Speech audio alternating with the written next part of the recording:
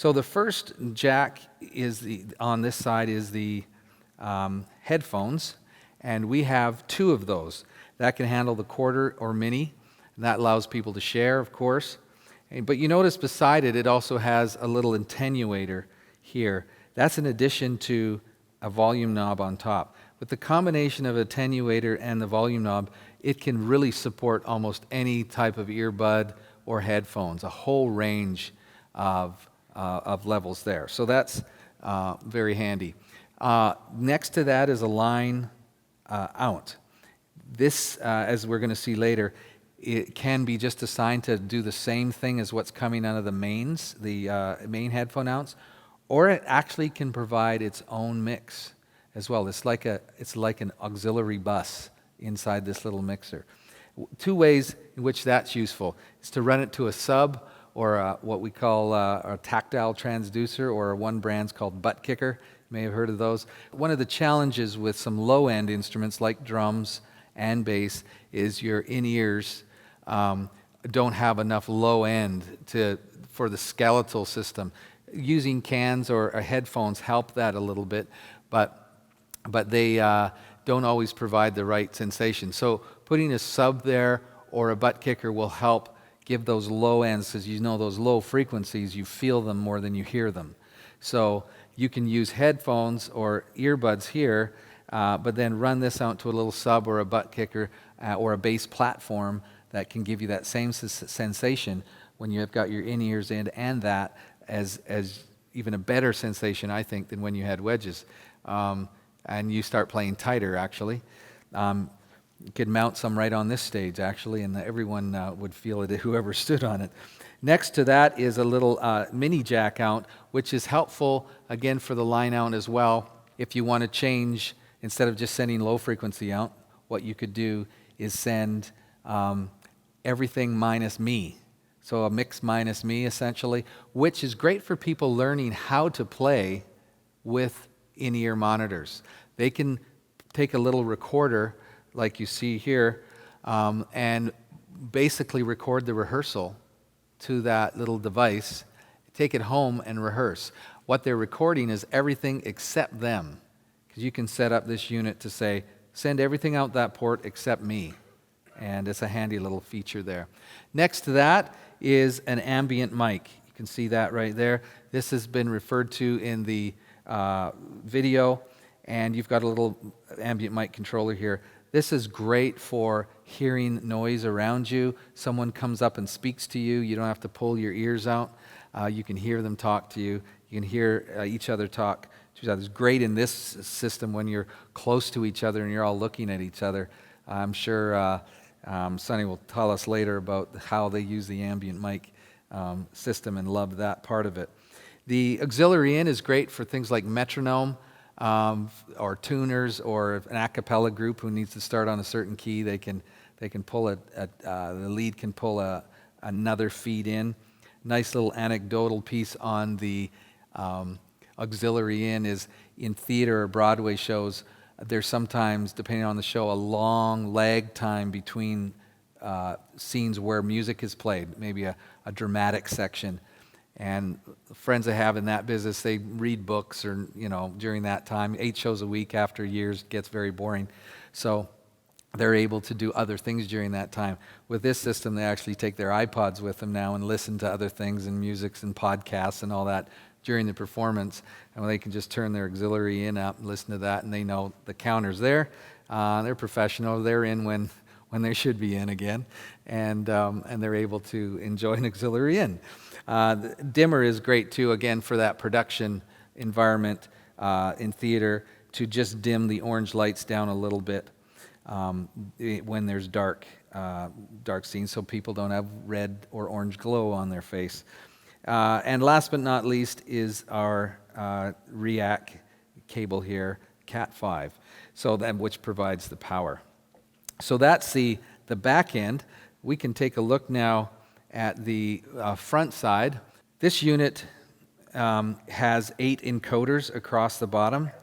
And this section over here, the control section, these 7 buttons actually tell the encoders what to control. So normally the volume is going to be set on, the volume button is going to be set, and you're going to be able to control this, the volume for each of these groups.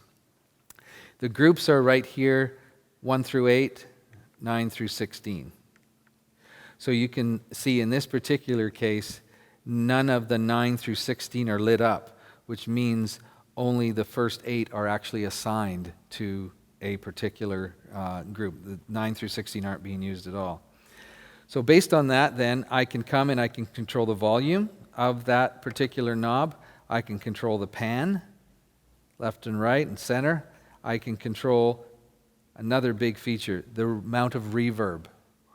Now this is incredibly powerful for vocalists primarily, and also making almost all the other instruments sound sweeter.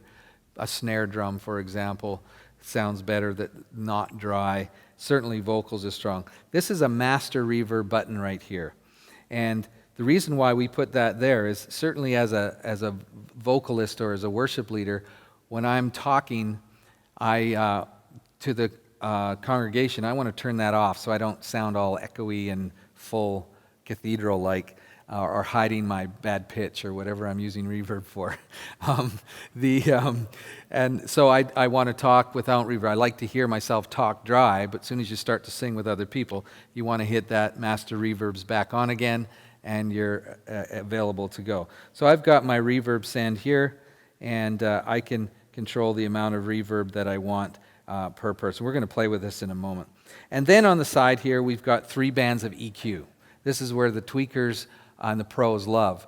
My kick's not full enough, or I need that cymbal sweetened up a bit, or the keys or my acoustic, it sounds a little bit more muddy to me, or I want to pull that high end of my acoustic up a little bit.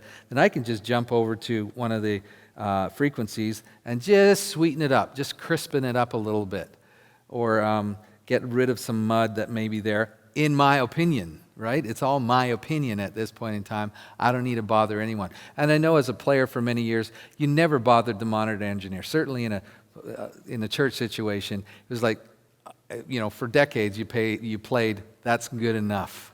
Right? You settled for, that's good enough. You don't want to be a diva. You don't want to be a pain. So you'd live with it. And we all played for years with the ability to just say, it's good enough. It wasn't bad.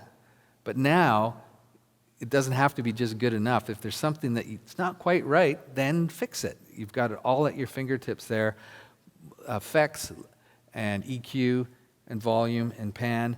So I'll tell my musicians for sure that if there's something you're not liking about your mix, talk about it. We can fix it probably. Worst case, if something's not fixable here, in terms of what you're sending from the console, you can even sweeten it up. And Christian's going to go through some of that in terms of where you patch into this. You can patch it pre-EQ. You can have compressors or not.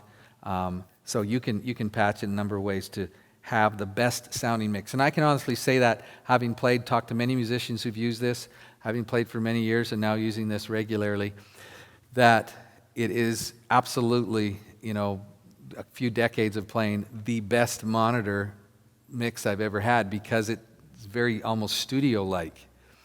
But it doesn't carry the dryness that a dead studio might have, because you have your ambient mic here. I can take my ambient mic knob right there and pull it up, and now I have the room in my mix. And that's the room in proximity to me. Ambient mics hanging in the room here to get the room sound, all that's great. Do that too. Put that on one of these knobs, assign it to one of the groups. That's good.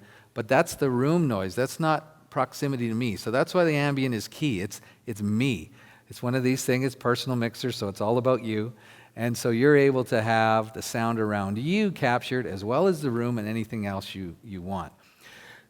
Just finishing off here, you've got the ability to store and recall songs. So if you're someone who tweaks are different, or you're in a church that has different lead singers for songs, so you have 3 or 4 different songs that morning and maybe 2 lead vocalists. Well, you want the vocalists at different volumes. You can just reach down and change it, or you can actually, when you rehearse it, store that in that setting. You've got some master controls here, bass, treble. for your overall out, and then a nice little limiter. So if someone plugs in their guitar and the system isn't off, you don't get beat up in your ears because it popped and clicked. You can just leave that up at a nice little level here, and it just solves the quick peaks that might happen that might hurt you a little bit. Your master volume is right here. So there you have a quick overview of the unit itself.